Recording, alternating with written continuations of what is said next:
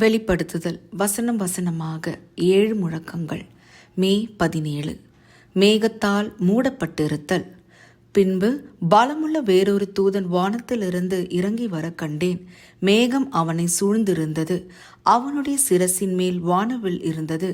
அவனுடைய முகம் சூரியனைப் போலவும் அவனுடைய கால்கள் அக்கினி ஸ்தம்பங்களைப் போலவும் இருந்தது. வெளிப்படுத்துதல் 10 வசனம் 1. 6ஆம் 7ஆம் எக்காலங்கள் ஊதப்படுவதற்கு இடையில் மற்றொரு இடைவெளி வருகிறது. 7 வரிசையில் கடைசியானதற்கு முன் இவ்வாறு இடைவெளி வருவதை ஏற்கனவே பார்த்தோம். இந்த வரிசையில் இடைவெளி நிகழ்ச்சிகளை விவரிக்க வேதாகமம் கணிசமான பகுதியை ஒதுக்குவதை கவனித்தீர்களா?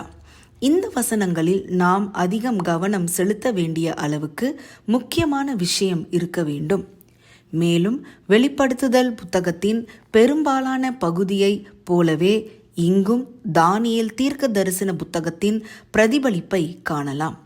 தானியேலில் வருகிற சணல் வஸ்திரம் தரித்தவர்தான் தானியேல் 12 வசனம் 6 யோவான் கண்ட மேகம் சூழ்ந்திருந்த தூதன் என்று ஒரு அறிஞர் குறிப்பிட்டார்.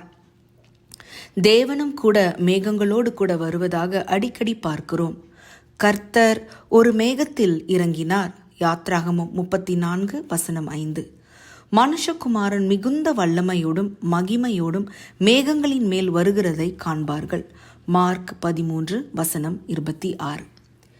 மேலும் பார்க்க யாத்ராகமம் 16 வசனம் 10, யாத்ராகமம் 24 வசனம் 16, லேவியராகமம் 16 வசனம் 2, எண்ணாகமம் 11 வசனம் 25, 1 ராஜாக்கள் 8 வசனம் 10, சங்கீதம் 97 வசனம் 2, ஏசாயா 19 வசனம் 1, தானியேல் 7 வசனம் 13, மத்தேயு 26 வசனம் 64, லூக்கா 21 வசனம் 27, அப்போஸ்தலர் 1 வசனம் 9, வெளிப்படுத்துதல் 14 வசனம் 14. தூதனுடைய சிரசின் மேலிருந்த வானவில் தேவனுடைய உடன்படிக்கையை ஓர் அடையாளம். ஆதியாகமம் 9 வசனம் 13. பிதாவாகிய தேவனுடைய சிங்காசனத்தை சுற்றி ஒரு வானவில் இருந்ததும் குறிப்பிடத்தக்கது. வெளிப்படுத்துதல் 4 வசனம் 3. முகம் சூரியனைப் போல இருந்ததென்பது இயேசு மறுரூபமான காட்சியை நினைவுபடுத்துகிறது. மத்தேயு 17 வசனம் 2.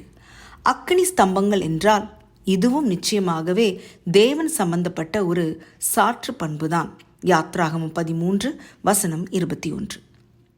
வெளிப்படுத்துதல் 1 உள்ள இயேசுவை பற்றிய விளக்கங்கள் பலவற்றுடன் இவை ஒத்துப்போகின்றன. இதோ மேகங்களுடனே வருகிறார். வசனம் 7. அவருடைய முகம் வல்லமையாய் பிரகாசிக்கிற சூரியனைப் போல் இருந்தது. வசனம் 16.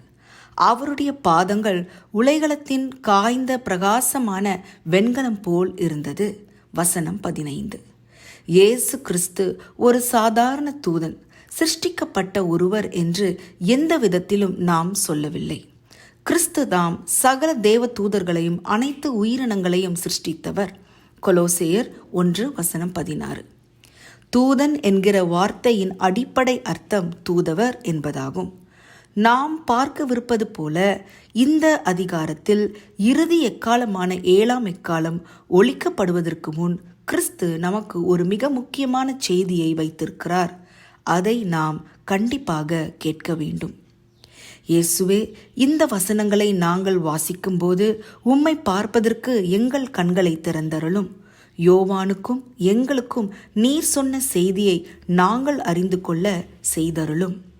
அதிக ஆராய்ச்சிக்கு எசேக்கியேல் 1 வசனம் 28, தானியேல் 10 வசனம் 6, மல்கியா 4 வசனம் 2. ஆமேன்.